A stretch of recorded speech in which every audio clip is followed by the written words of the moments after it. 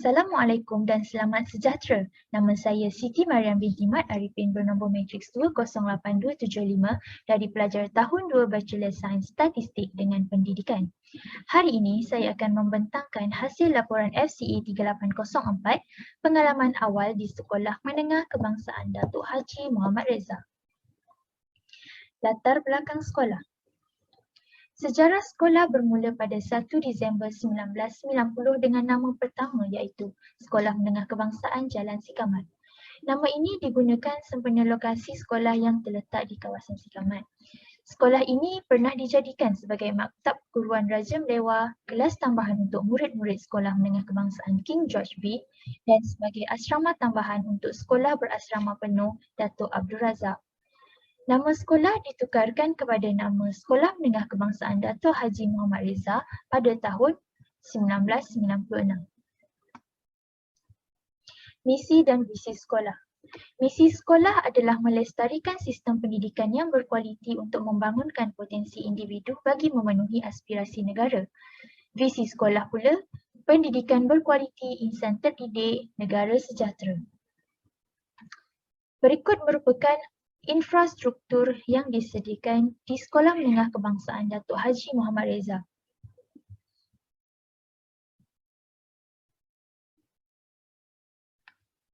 Seterusnya kita beralih kepada pemerhatian terhadap proses pembelajaran secara dalam talian.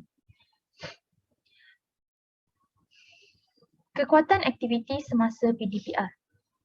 Kekuatan yang pertama ialah pelajar aktif di mana pelajar sering membuka kamera sepanjang kelas berlangsung dan secara sukarela menjawab soalan yang ditujukan di dalam kelas. Yang kedua, guru menggunakan alat bantu mengajar atau bahan bantu mengajar yang berbeza. Contohnya, penggunaan tablet grafik ketika mengajar. Kelemahan aktiviti semasa PDPR. Yang pertama, kehadiran murid-murid yang tidak mencapai tahap memuaskan.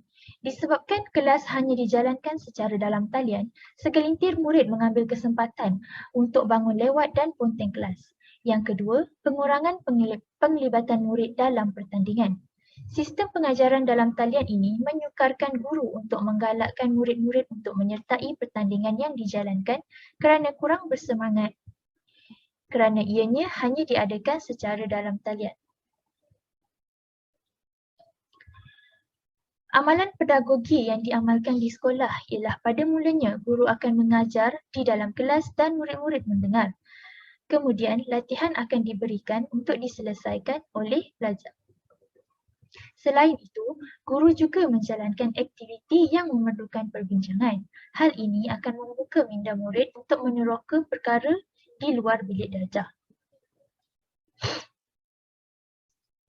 Berikut merupakan penyediaan rancangan pengajian harian yang disediakan oleh Encik Muhammad Syahril pada 8 September 2021. Refleksi terhadap aktiviti kokurikulum. Pertandingan menghasilkan video kreatif. Pertandingan menghasilkan video kreatif ini ialah salah satu pertandingan yang dijalankan sempena Bulan Kemerdekaan oleh pihak pengurusan kokurikulum Sekolah Menengah Kebangsaan Datuk Haji Muhammad Reza. Tema bagi video kreatif ini ialah tema kemerdekaan dan peserta wajib memakai pakaian unik beruniform masing-masing dan video yang dirakamkan hendaklah selama 30 hingga 60 saat sahaja. Kekuatan pertandingan menghasilkan video kreatif. Peserta dapat mempelajari kaedah penyuntingan video menggunakan aplikasi yang betul. Melalui pertandingan ini juga, guru dapat mencungkil kebolehan murid yang pandai menghasilkan video yang berkualiti. Kelemahan pertandingan menghasilkan video kreatif. Kelemahan pula ialah penyertaan tidak mencapai tahap memuaskan kerana murid-murid tidak mempunyai alatan telekomunikasi yang betul. Kepentingan aktiviti kokurikulum terhadap profesionalisme keguruan. Yang pertama, meningkatkan pengetahuan dan kemahiran dalam mengendalikan perkara yang tidak tertumpu kepada bidang subjek. Yang kedua, guru menjadi lebih efisien untuk menubuhkan sebuah organisasi dengan adanya strategi yang disediakan. Yang ketiga, mendisiplinkan diri dengan pengurusan masa dan etika yang baik.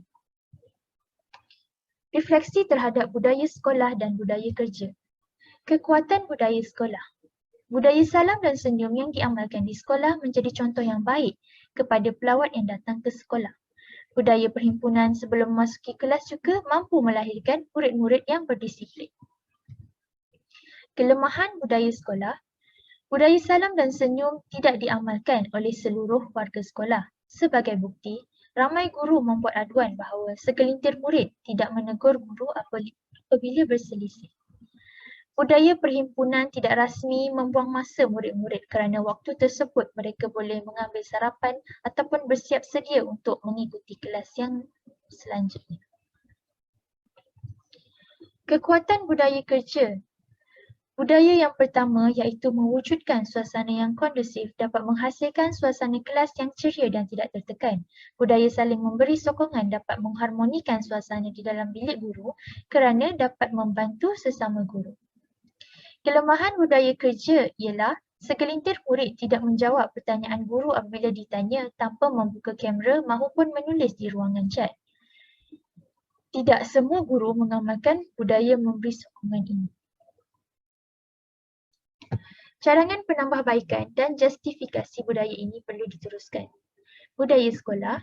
Pihak sekolah mestilah sentiasa mengamalkan budaya salam dan senyum supaya dapat dijadikan satu budaya yang kekal untuk pelajar-pelajar generasi akan datang. Budaya perhimpunan rasmi pula perlu diteruskan kerana budaya ini dapat melahirkan murid-murid yang berdisiplin. Budaya kerja pula perlu diterapkan oleh semua guru sebelum memulakan kelas supaya dapat mewujudkan suasana yang harmoni bersama murid-murid. Budaya saling membantu ini mestilah diteruskan dalam apa jua situasi yang ringan ataupun rumit kerana ianya akan merapatkan silaturahim antara guru-guru. Cadangan program sulam.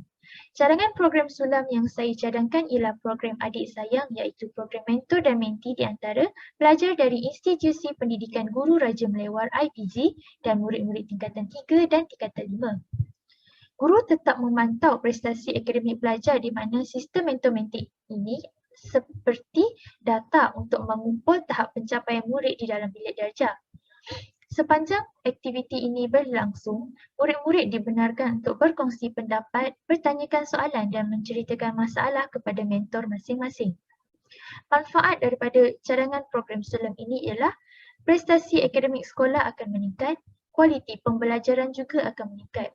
Murid juga akan mempunyai keyakinan yang tinggi untuk menyuarakan pendapat pada masa akan datang. Kesimpulan dan cadangan penambahbaikan pengalaman awal di sekolah.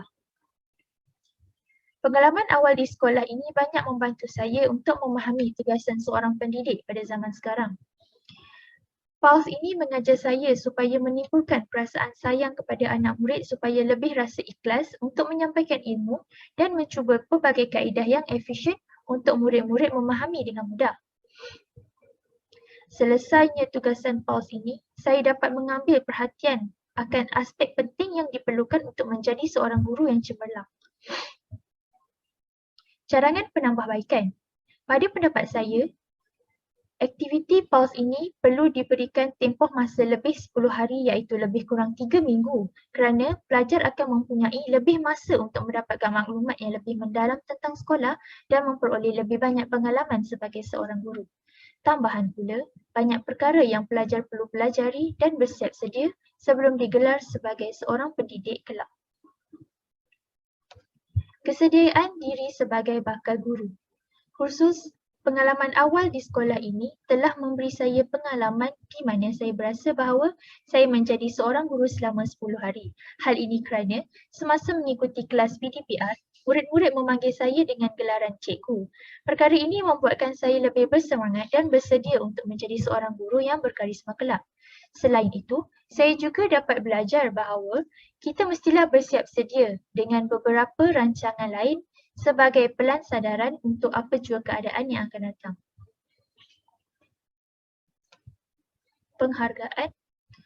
Alhamdulillah, dengan penuh rasa kesyukuran, saya ingin mengucapkan ribuan terima kasih kepada tenaga pengajar, pensyarah yang terlibat secara langsung atau tidak langsung dalam memberi tunjuk ajar serta memberi pendapat sepanjang tempoh pelaksanaan laporan kursus ini berlangsung.